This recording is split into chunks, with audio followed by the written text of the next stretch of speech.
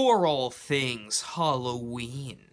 This is Hauntformer, and today, everyone, I am back with a very anticipated movie review.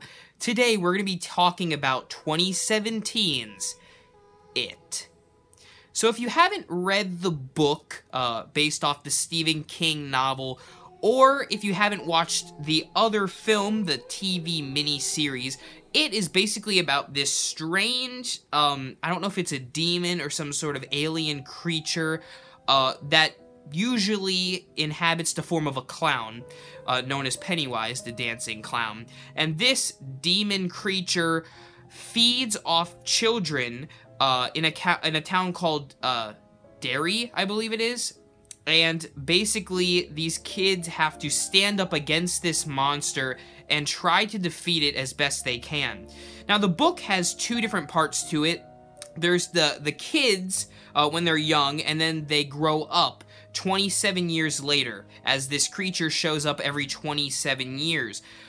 Interesting thing to note, the last TV miniseries that came out was 27 years ago in 1990, and now in 2017 we get the actual film.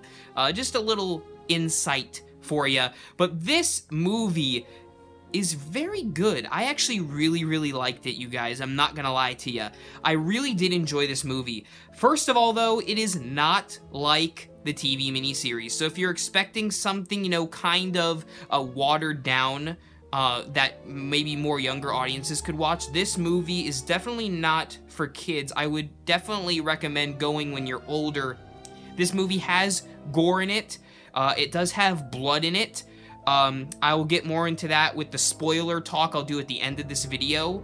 But there is a lot of scary imagery in this movie too. This is definitely a scary film, and I think it's much more scary than the original It with Tim Curry. Now, I'm not trying to bash that one, but I will say, in my own opinion, I think this is a better portrayal of the It story. I really love how they gave more of a backstory to the creature, sort of, in trying to explain its past. You really have to pay attention to the details, though. They also explain the characters a lot more. I felt like I could relate a little bit more to these characters and their conflicts. Even the characters you didn't want to root for, I still got to learn more about them, too. And I also got to see this crazy, creepy clown. If you are afraid of clowns, do not watch this movie. There are clowns in it, and it is freaky. It is freaky. At some points, it's odd. Like, you want to laugh. Like, it looks funny, but then you realize it's not, and it's really weird. But overall, I really did enjoy this film. I thought overall it was a great portrayal of Pennywise and a great portrayal of the It story. I think Stephen King himself said that this was a really good movie, and I can definitely agree. It's not my favorite horror movie, but I really think it is an excellent film to watch, and it was really done well, too. And the soundtrack was quite interesting as well. So overall, I'm going to actually give it a 4 out of 5 skulls. I was debating between a 3.5 and a 4, but I thought, yeah, I'd give it the benefit of the doubt and give it a 4. So if you are old enough and brave enough to witness it, go check it out. It is in theaters currently. I think it's the 8th today, so go check it out if you haven't seen it already and if you enjoyed the previous It. And now we're going to get into a brief spoiler talk. Alright, so if you don't want spoilers, don't watch past this point. Basically, there is quite some gore in this.